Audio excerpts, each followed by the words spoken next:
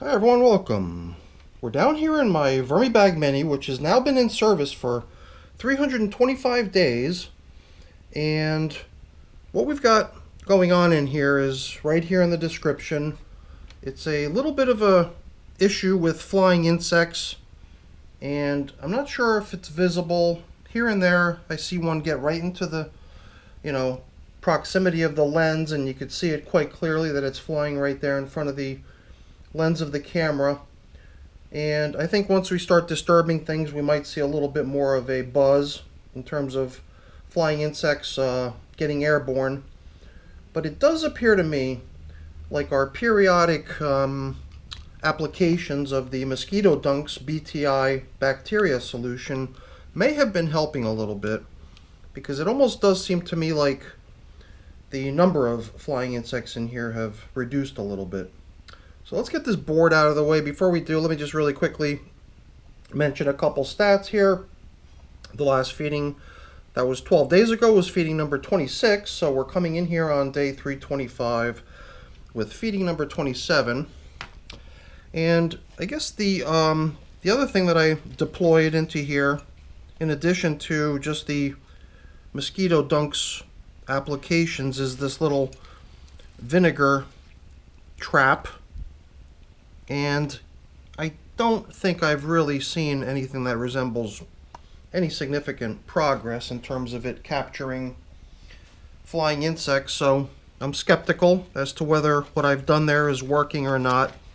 I wouldn't say I'm skeptical of the process itself, because I've seen it successfully deployed in other people's videos.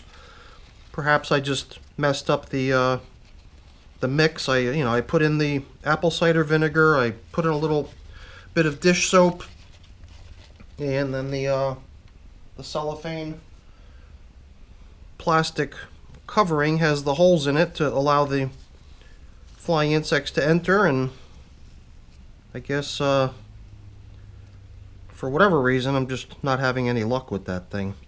I mean, I'm not opposed to returning it back down into the system to keep trying, but like I said a moment ago, I'm pretty skeptical.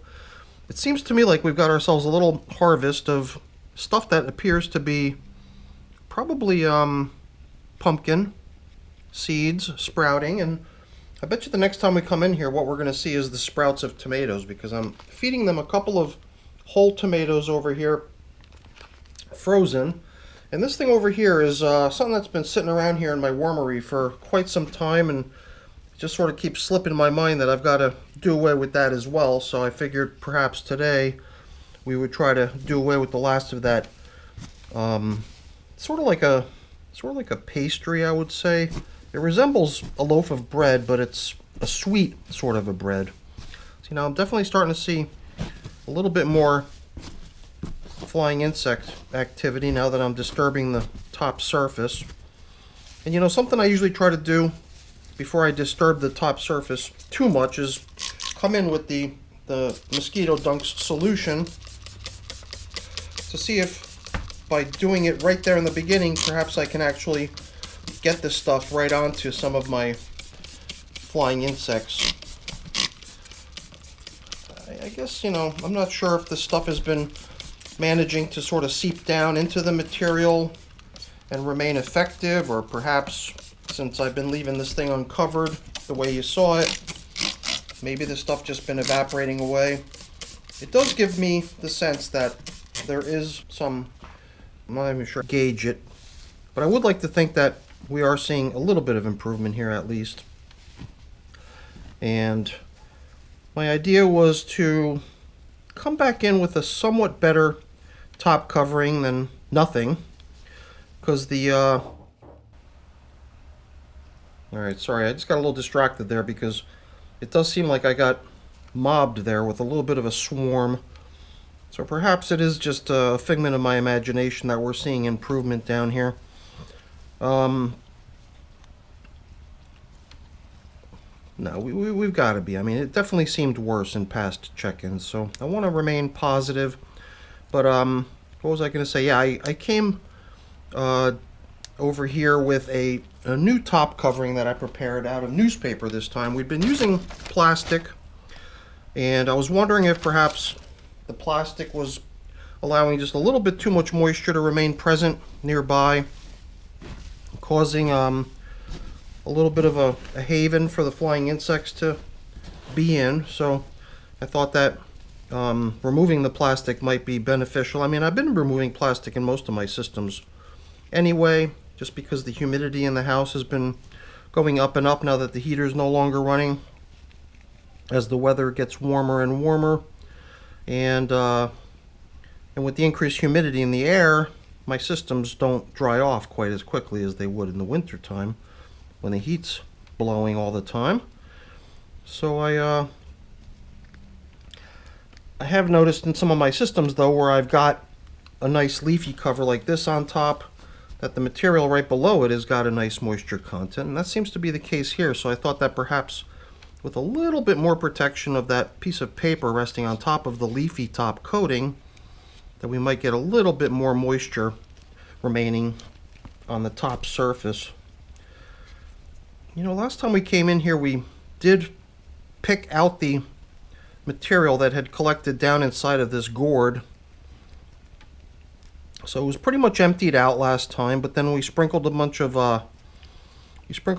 bedding onto the top of it, some shredded paper cardboard and leafy mixture, and then onto that came the delicious feeding of all different types of berries and stuff. So not too surprising to see that there's a good many worms that have burrowed down into that gourd and made themselves at home.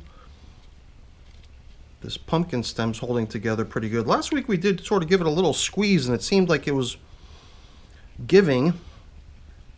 So I didn't want to continue to do that too much though. I figured let's allow it to remain intact for a little while longer at least. I just wonder if at some point we might decide to start just chipping it to little bits and pieces. Same with the gourd, just so we can eventually move on from the saga of the slow composting food items in here, of which there are quite a few. So here's more pumpkin stem right there. And as far as the berries that we fed last time, here's another chunk of gourd. So we'll put the pumpkin stems on this side, the gourd on this side. Yeah, I don't think we're gonna see much, if any, leftovers of what they got fed last time. But there do seem to be a good many worms still hanging out in the region here. Still maybe nipping off bits and pieces of what may not have been consumed yet. Or perhaps just enjoying one another's company. Here's the stem of a banana. So here's a third category of somewhat slower composting foods. I mean, a banana stem goes pretty quick, but the stem usually takes a little bit longer to break down, but that too should be gone in short order within a few more weeks. I would think it's going to be unrecognizable as a banana stem. This I believe is more gourd, and once again I'm feeling like I'm getting swarmed a little bit here by even more flying insects again. But I'm not going to give up hope on the BTI, on the Mosquito Dunks. I do get the sense that perhaps it is starting to affect their numbers and seemingly reducing their numbers. I mean, I'm trying to remain optimistic that it is eventually going to work for me. It has solved this issue for me in the past. And last week we were still using a mixture of this stuff that had been sitting around for a very long time, and then one of the viewers was kind enough to research the topic on the web and commented to let me know that the stuff really only has about a month of shelf life before it loses its effectiveness. So I was glad that soon after our last check-in I came in and whipped up a fresh batch of the BTI, which I've been applying here pretty regularly. So perhaps there just hasn't been enough time for the fresh batch to kick in entirely and do away with our gnat population, but I hope it does soon. It would be nice to come in here eventually and just not have a flying insect situation going on any longer. So all that leafy material, you might remember, was sort of piled up over here. I'm getting the sense that it's just going to sort of get blended in with the material at large, but that's fine. I've got a whole bunch of it. I got a whole box of my leafy material. So I think we can proceed to giving these little guys their feeding. I've got my prepared bedding over here. So I figured I would take this scrap piece of newspaper that remained after I fashioned that new top covering I showed you a moment ago. I'll use that as the basis onto which our feeding will go. And then at the end we'll cover up with the leafy matter.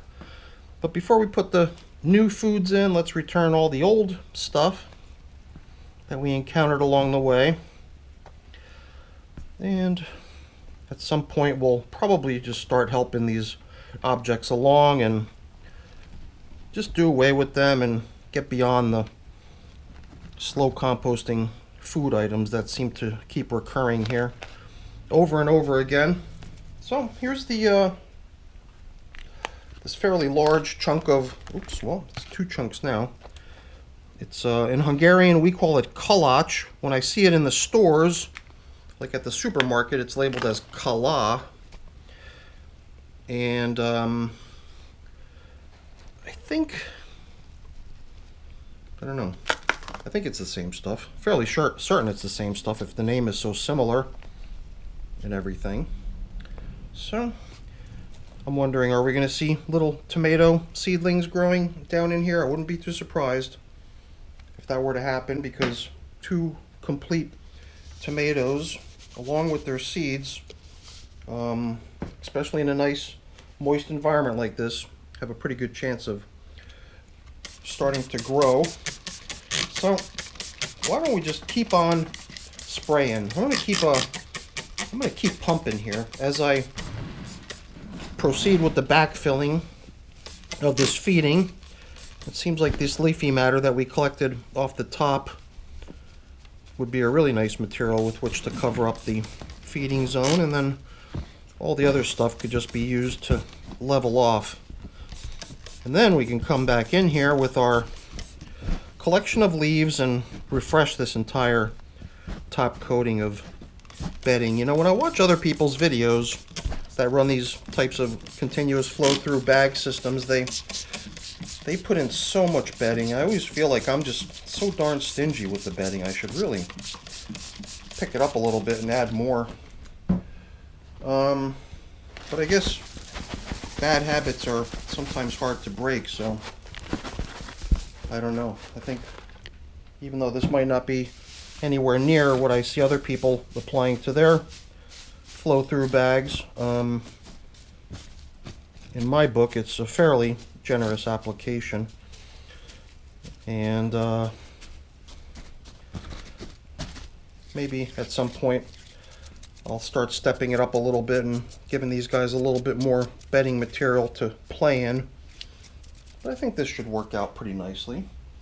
Now we've got our old feeding zone indicator that we can put back into service. Not that we even use feeding zone indicators in my VermiBag Mini very frequently, but at some point recently we must have fed coffee, and here we had the filter, so it just came in here and we allowed the system to also have a feeding zone indicator. You can see the middle of this thing has been getting a good amount of moisture collecting on it since the glass jar was resting on top of it. And at this point the whole shebang is going to get covered with this nice new top covering, which I think will probably aid the system in hanging on to some of its moisture content. And you know, I don't really see any progress on this, so at this point I'm making it official. I'm retiring our flying insect trap. Maybe I'll just leave it resting over here somewhere nearby. Perhaps it'll actually work if it's not down here within the system, and maybe we will start seeing some flying insects getting caught in it, but who knows. I am skeptical. But that's it for our check-in, everyone, with the VermiBag Mini. Seems to be doing pretty nicely, and it would be very nice to see no more flying insects, but I guess the saga continues. Alright everyone, hopefully you enjoyed the video. If you did, as always, please don't forget to leave me a quick thumbs up before you go. That's always really appreciated. And if you haven't done so already, please also consider subscribing to the channel. That's very much appreciated as well. Alright everyone, have a great day. Thanks for watching. Bye now.